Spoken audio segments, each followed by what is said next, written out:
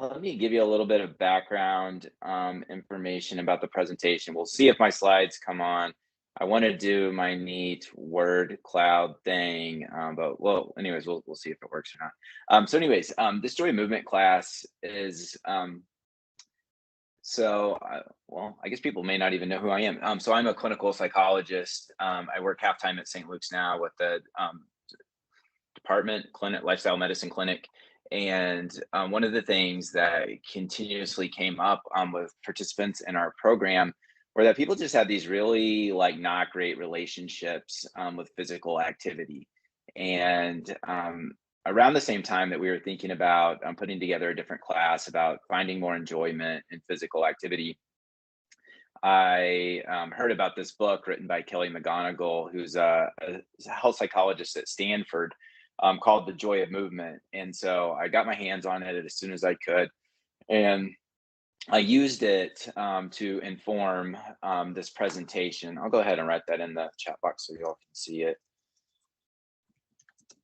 And why it talks about how to find enjoyment in physical activity, it also talks just about how engaging in physical activity affects people like on different levels. So like at a cultural level, and talks about just our relationships with physical activity over time and how that can make people feel better. But it's not about as specific as this class is and finding enjoyment in physical activity.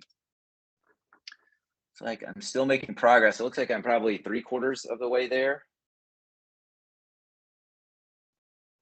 Hold on. Hopefully it'll be here soon.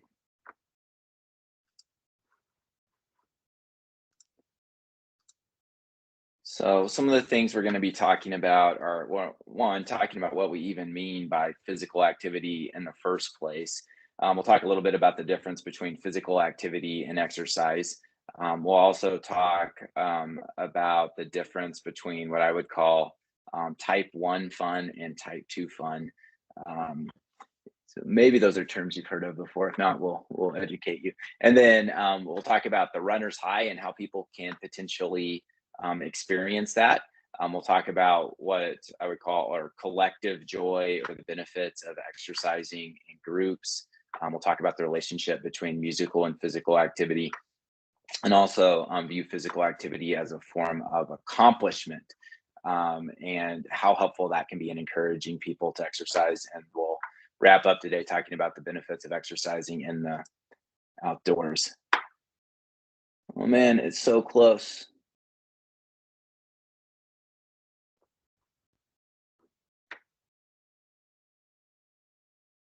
So close. I think this is the first time I've ever had a presentation where I had to wait for my slides to load.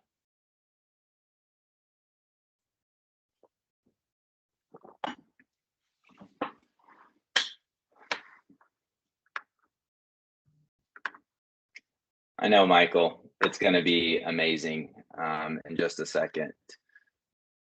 Whenever you get to see the slides, you get to participate in our cool survey. Oh my gosh, there it is, just in time. The suspense was killing me, Michael. Okay. Let's get back.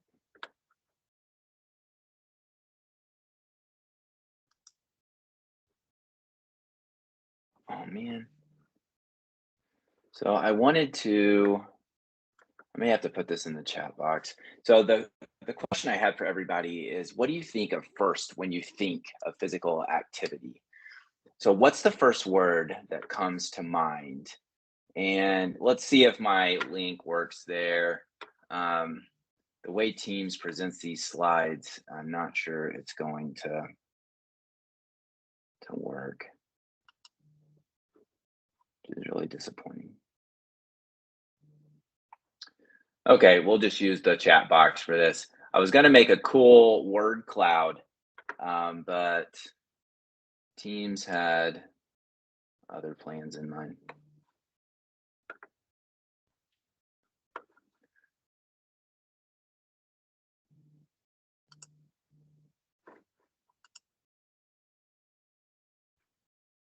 Yeah, at this point.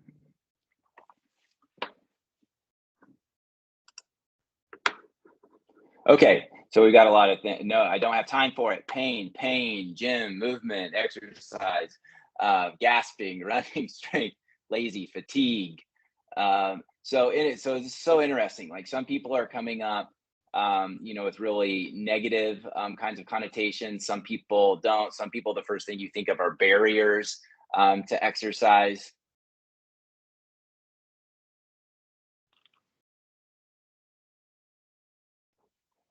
All right, what else comes to people's minds? Okay, it's going to be extra work. And when you all say energy, do you feel like exercise is going to give you energy or take your energy? Thank you, Lynette. Yuck. Okay, so some people are saying give energy. Um, yeah, some people are thinking about, okay, awesome. Yeah, really wide variety of responses there. And had this gone according to plan, we would see all your responses in a little word cloud and growing and changing shapes as we went. But it didn't work out that way. So, uh, yes, we will move on. Okay, so really interesting. So people have a lot of different associations with physical activity. So what do we even mean when we're talking about physical activity? So the World Health Organization defines physical activity as any bodily movement produced by skeletal muscles that requires energy expenditure. And this could include activities undertaken while basically anything you're doing to move your body. It could be working, playing, you could be tapping your foot right now. That would be some form of physical activity. This could be household chores, traveling, walking, um, or engaging in recreational pursuits, things you wouldn't necessarily think of as exercise, but you're moving your body. And then the term or exercise could be considered um, a subcategory of physical activity that is planned, structured, repetitive, and aims to improve or maintain one or more components of physical fitness. I use these terms kind of interchangeably, which is probably a disservice to you all. But just keep in mind, in the background that physical activity is a broader picture, and then exercise is more of a structured kind of routine with a specific purpose in mind. So, why do so many people have negative experiences with physical activity? Why are some of you saying, have these like really positive associations, and some of you have these really negative associations? So, let's go back in time in your life. And I bet that we could all recall, well, maybe you couldn't recall, but I can almost guarantee you that it did happen. That you look at these kids at the top. Like, the lifestyle medicine clinic is right by an elementary school. You look out at the playground, and these kids are running around, chasing each other, doing cartwheels, playing games. They are just they're getting lots of physical activity, but never would they think that they were getting exercise. So it's really natural for them to be playing in that kind of way. At some point, we start developing negative associations with physical activity. Like Colleen and Mary are pointing out, yeah, gym class horror stories. Mary says forced running in high school PE. That's exactly what I wanted to talk about here. So I got these found these two pictures earlier today. And I know for the longest time, one of the things that I thought of when I was thinking about physical activity was like junior high football practice, two a days, and just like fairly miserable kinds of experiences for me. I was not a good football player, nor did I really want to be there, but I was, and it wasn't that that awesome. Um, so I was very much like some of these kids, running on the football field, not enjoying my life very much, and thinking about all the other things that I could be doing during that time. And then, other kinds of people have these experiences when they're like fearing gym class because they're embarrassed. They're embarrassed about the way that they look. They're embarrassed about their physical abilities. They're scared that they're going to get picked last for different kinds of things, and just frankly, pretty traumatic experiences for some people. Come out of that. Um, okay, yeah. So it looks like some of you are relating to this. Is anybody else? Um, oh, interesting, Jasmine. You got the word cloud? Huh. You'll have to tell me about how you did that. Oh, maybe you just put them all in there. Cool. Um, okay, so yeah, people were getting made fun of. Yeah, the presidential fitness test. And people just, you don't like gym, you don't like group sports. And you know what else? Like we also use physical activity to punish kids. It's like you have to run. And so like we develop these associations pretty early on, that exercise is it can be a negative thing, unless you're probably excelling at physical activity. I know our supervisor out at Lifestyle Medicine, Jeff, is an exercise physiologist, and he talks about, I or made the comment the other day, I just have a hard time understanding, why people have or don't enjoy physical activity because it's such a big part of his life. And I think he probably started on the high school football team and things like that. So he had a different experience than a lot of other people did. Um, but there are plenty of people out there that didn't have such great experiences with physical activity, and it haunts them throughout their lives. um, okay. Yeah, so that was actually a good thing for Lynette. um, okay, yeah. So anyways, those early experiences really kind of shape your relationship with physical activity throughout your life. So let's talk about what we mean by enjoying physical activity. So, one way we can think about this is what I would call the difference between type 1 fun and type 2 fun. And the first time I ever heard these terms were, I used to do a lot of rock climbing, and there was this alpinist that used this term, and it makes a lot of sense in those kinds of settings. Anyways, they define type 1 fun as activities that are fun while you're doing them. So this could be something like dancing, riding bicycles, going on a hike with friends, skiing on a powder day. I think they also added drinking margaritas and stuff like that to type 1 fun in the original example. And then, but the main point is it's fun while you're doing it. Type 2 fun, on the other hand, are things that are fun in retrospect. So if you've ever done like a difficult hike, or any sort of like difficult endeavor, you're probably not having fun the whole time you're doing it. However, when you look back on it, you're like, yeah, that was fun. I'm glad we did that. And so I think it's worthwhile to point out here that physical activity, can be type 1 fun. And that is definitely ideal if people can tap into that. And Type 2 fun is also can be really motivating and worthwhile too, because we feel proud of our accomplishments and pushing ourselves in different ways. Yeah, Jasmine, hiking Half Dome in Yosemite. Uh, yeah, that's a long, long trail. I actually did a climbing route on Half Dome and came down the cables route and saw all the people going up that way. So yeah, that's type 2 fun. It's slow, it's treacherous. You got to wait your turn, and you're really exposed. And yeah, that's a good example of type 2 fun. This is actually a picture of Mount Bora, with some of our some folks from the behavioral health team. So, okay. So, anyways, you probably all understand the difference between type 1 and type 2 fun. So, how can we make exercise more enjoyable? Well, one way that people can do that is by experiencing the runner's high. So, the runner's high can be a pretty elusive kind of experience. So, we want to talk about, well, what's actually going on and when people experience that, and then two, how could you potentially experience it yourself? Um, so the key to feeling the runner's high is pushing yourself aerobically for an extended period of time. And so it can be through riding bikes, swimming, running, maybe walking, depending on where you're at. But it requires sustained, moderate effort over time in order to experience this. So the runner's high is thought. There have been all sorts of different hypotheses about what's going on. We know that there are um, all sorts of different neurotransmitters involved.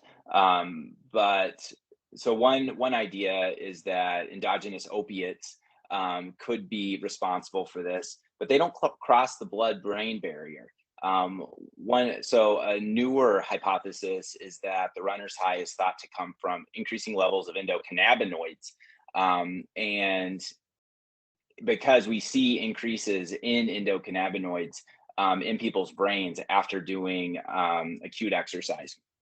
And so when people have this experience, they oftentimes describe a sense of euphoria, well-being, feeling like connection to people around you, love for other people, and you just kind of get into a groove that feels really nicely. You just kind of feel like lighter. Um, and I'm curious. So, have any of you experienced this feeling of the runner's high before? And how would you describe that feeling? And another question for you all is, why would your bodies respond that way to physical activity? Why is it physiologically possible for you to experience a runner's high?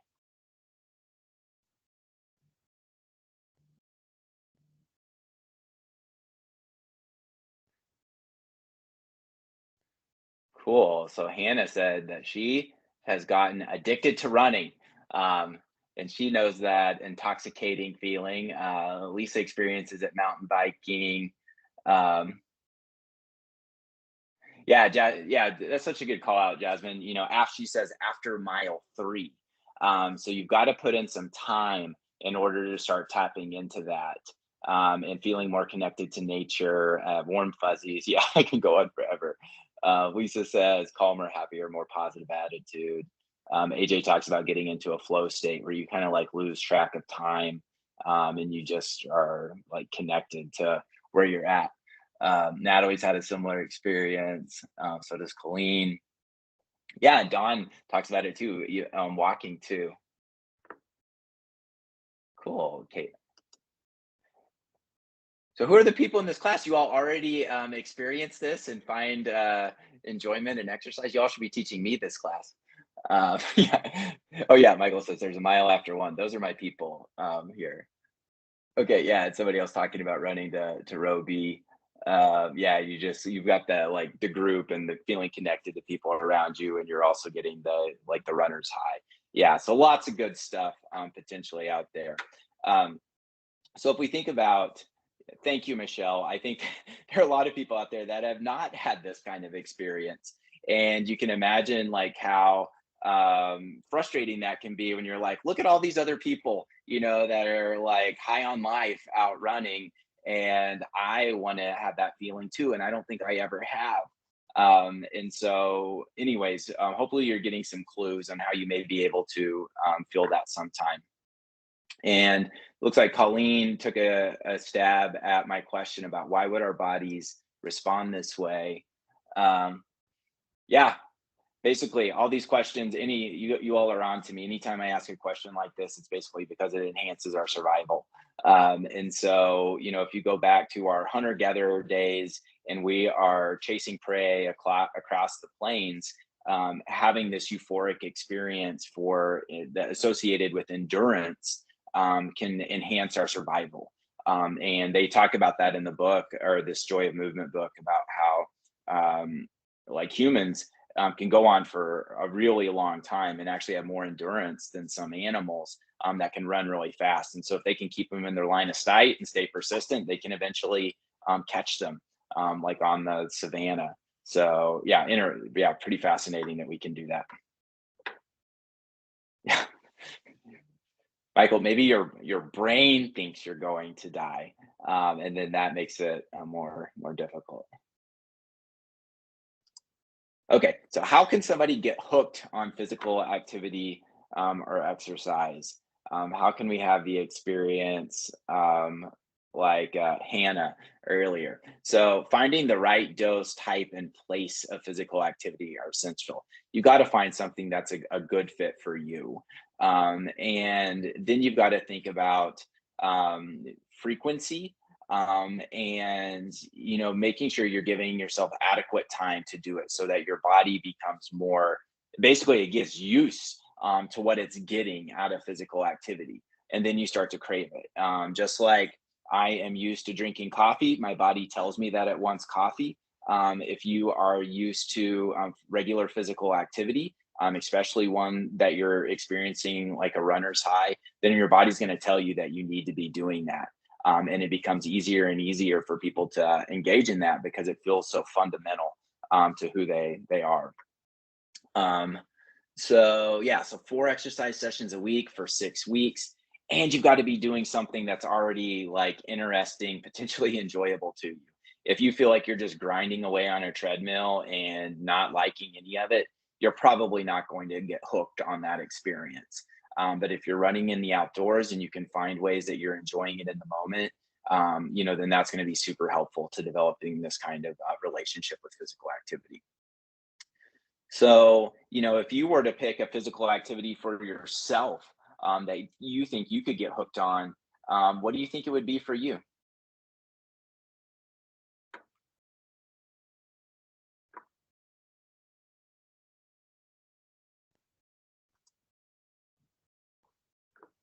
Oh, cool, Caitlin. Yeah, lifting.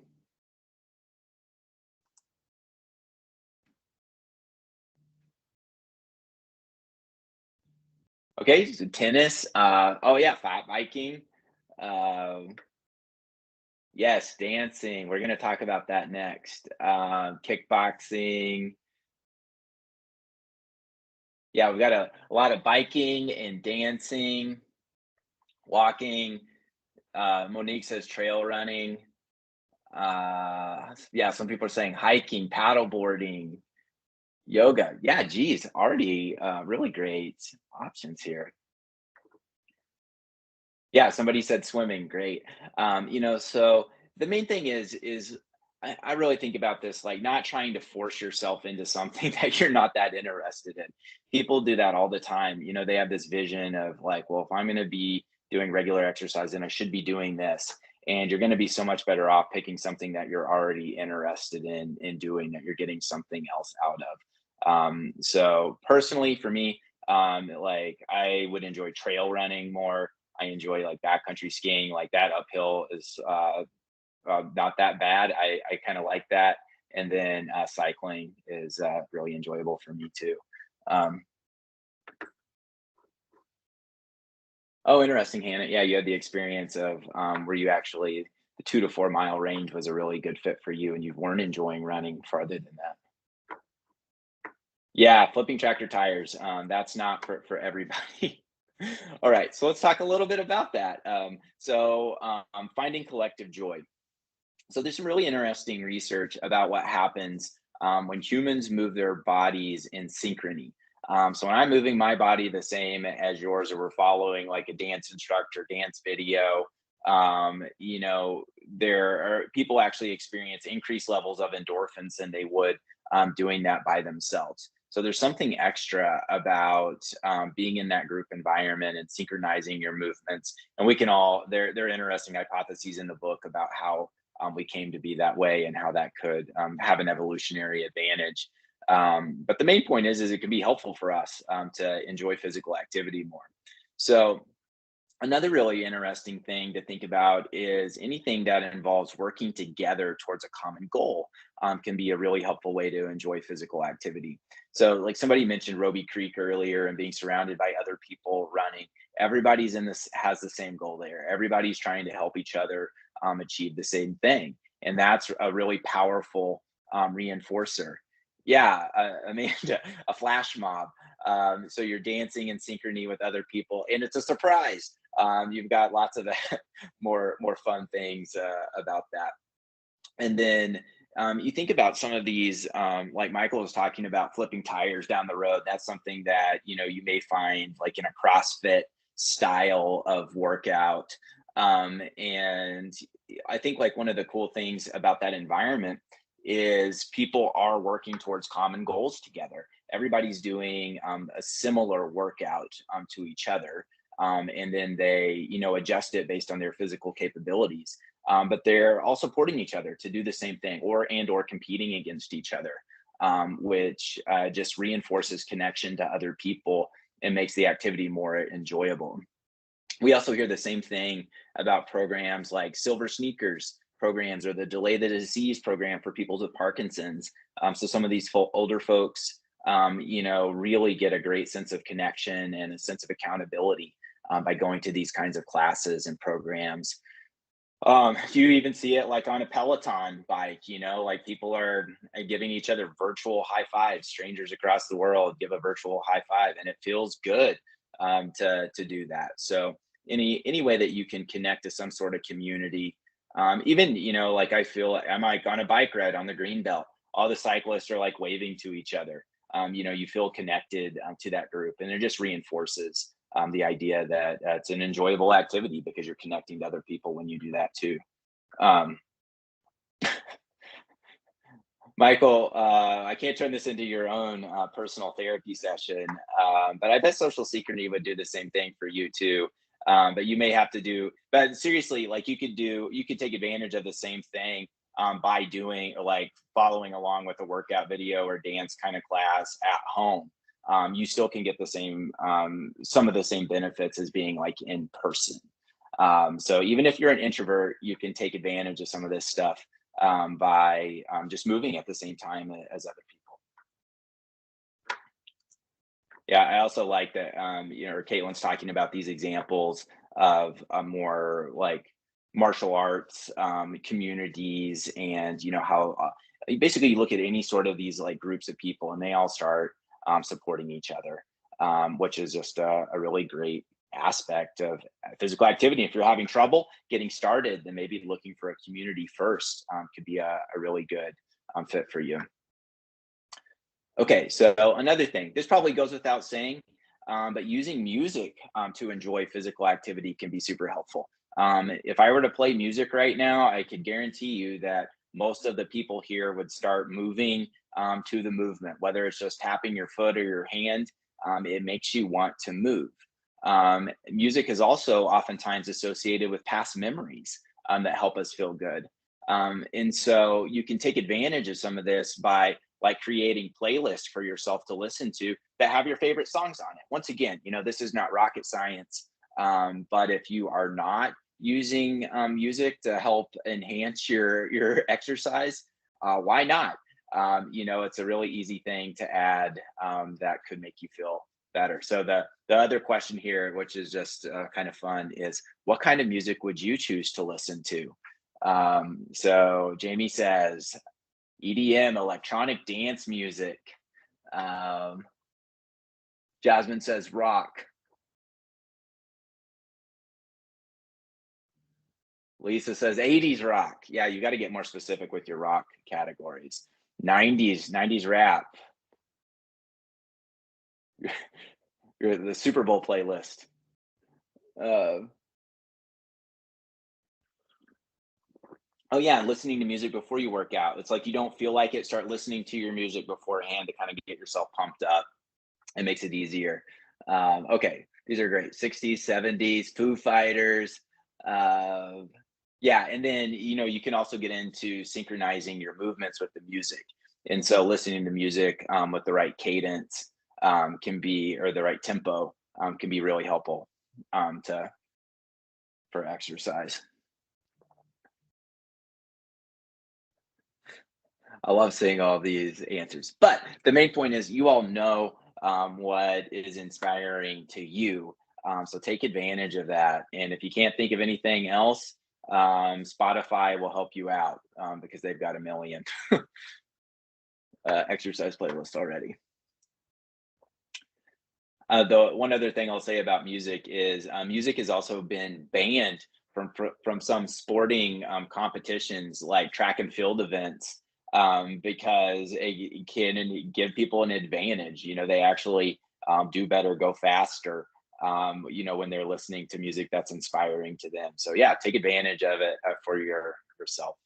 Um, so we can also think about physical activity as a form of accomplishment, and this is really important. Sometimes I use a video to explain this that's like really sweet and always makes everyone tear up. But the basic idea in that video is you see this guy, this older man, he starts exercising and he's out of shape, and you're like, what's he doing? And his neighbors are watching him and like kind of giving him strange looks about why he's out exercising and lifting weights. And long story short, in this little commercial, the man is exercising because he wants to be able to pick his granddaughter up to put a star on the Christmas tree. And so it just does such a nice job of highlighting this idea of physical activity as a form of accomplishment. If there's something that you want to be able to do that you are not currently capable of doing, then you can develop your exercise goals around being able to accomplish that. At the lifestyle medicine program, probably one of the number one things I hear from people that they would want to be able to do in the future that maybe they have trouble with now is they want to spend time with their children. They want to spend time with their grandchildren. And, they are struggling with things like, I don't know if I get on the ground with them, if I can get back up. I'm thinking twice about going to my grandson's baseball game because it's a long ways to walk to the fields from the parking lot. And it's just, when people have those kinds of experiences, it's sad for them, but we can also use that to encourage them to set goals for themselves so that they can accomplish the things that they want to be doing. Um, so it can be really helpful for people to think about some goal that they have in mind, some functional kind of goal, something they want to be able to accomplish, and use that to develop your exercise program around being able to accomplish that, and then keeping that in the back of your mind. So in that story I was telling in that video, the man has a picture of his granddaughter, like on his nightstand or something. So, he's like constantly reminded of why he's doing what he's doing. And that can be incredibly powerful for people. One more slide here and then we'll wrap up. I know I'm going a little bit late. Thanks for hanging with me if you can. So our last slide here is about green physical activity or exercise. And there's really something special about being in nature whenever well, just in general, but also when we're engaging in physical activity. And one of the things to think about is we spend most of our lives thinking about things in very similar kinds of ways. I would call that default mode network. That's a nerdy, like cognitive psychology kind of term. But we see information, we process it. It's all just going on in our heads, and we just kind of bounce around our lives. Being in nature helps us break out of that and focus more on being in the present moment. So, question for y'all: why do you think being in the outdoors makes it easier for people to be present than whenever they're in their normal day-to-day kind of environments? Any guesses about that?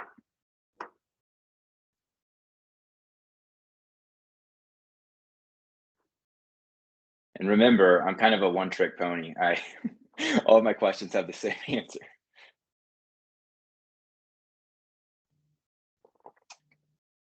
Okay, so maybe you get more fresh air, you get oxygen. Yeah, we are built for the outdoors. Jamie's onto it. Why do we need awareness, Jamie, when you're in the outdoors? Go back to your cave person days. There we go. Thank you, Caitlin. I'm not our martial arts person is the one who knows this. I'm not surprised. Yeah, situational awareness. There are potentially more threats out there. And this could be kind of real in Idaho. Like, you don't know if there's a bear around the corner or something, or creepy people on the green belt or something. So, anyways, it's really natural to start paying more attention to your environment when you're in the outdoors because there are more potential threats. Or at least potentially perceived threats, and at least how we've evolved. You're out of your cave, you're out on the savannah, and there are more potential threats out there. Yeah, coyotes and rattlesnakes. And so it just kind of makes us pay more attention to what's going on around us. Um, so many individuals who feel a stronger connection to nature also feel they have report greater life satisfaction, feeling more alive, like they've got more purpose, more happiness, and also being here in Idaho, so many people identify as being an outdoorsy kind of person. They love spending time in the outdoors, and so when you're thinking about physical activity, why not try to include being in the outdoors if possible for you and it's safe to do so. So the two other questions that I wanted to ask you, at least why I have your attention, is if you're thinking about physical activity as a form of accomplishment, something that you hope to be able to accomplish or continue to be able to do in the future, what kinds of things would stand out for you? Like what kinds of things would be motivating for you to keep doing that or to develop a plan to do something? And then the other part of the question, or the other question that you can also answer is, how do you? So many of the examples you all gave me was already exercising in the outdoors. Um, but if you want to do more of that or thinking about it, how do you think that that could work for you?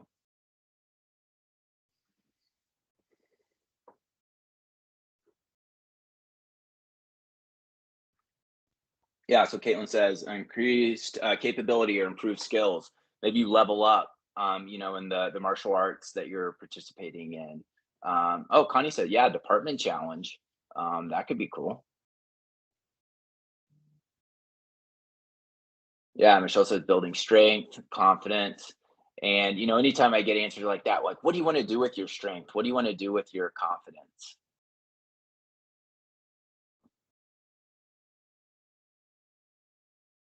Okay, Jody says increasing endurance. Paula would look for increased social connection. Oh, that's so cool, Colleen. Yeah, so much more helpful to focus on that kind of stuff than just losing weight itself. Yeah, so Colleen said, I changed my mindset, and instead of losing weight, now I'm focusing on feeling stronger and more capable. And it becomes so much more motivating to keep doing what you're doing when you're focusing on that versus like sacrificing to try to lose weight. Yeah, that's an awesome mindset shift, Colleen.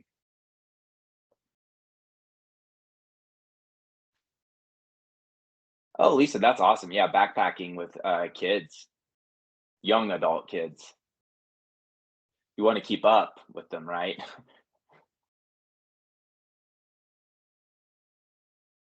Yeah, I mean, once again, that is by far probably the biggest kind of functional goals I hear from people is they just want to be able to do things with their families, engage in recreational kinds of activities, go on trips, travel. Like people want to go on a trip to Europe or something, and they know they're going to do a lot of walking. They don't want to feel like they're limiting the people that they're with or their groups. And so it makes a lot of sense for them to set functional goals that are going to help them accomplish what they want to be able to do. Also, I really like Natalie's comment here. So she's talking about focusing on what her body needs instead of a strict routine. Flexibility with yourself is so important. We call it psychological flexibility, and it's nice to have routines about things, but people can really get off track when they get out of their routines and then beat themselves up for not sticking to it. And a little bit of self compassion and flexibility can really help people stay on track in the long run. So being a little less rigid and more forgiving towards yourself can actually help keep you on track. Yeah, Mary says use it or lose it. And so you've got to maintain your activity or you will eventually lose it. For me, as like a younger dad, like I totally think about that all the time. Um, and as I want to be able to maintain my activity levels with my family. All right. Well, so to wrap things up here, how can you find enjoyment in physical activity? And you can see one way that I was finding enjoyment with my daughter a year or two ago. Oh, that's awesome, Katie. That's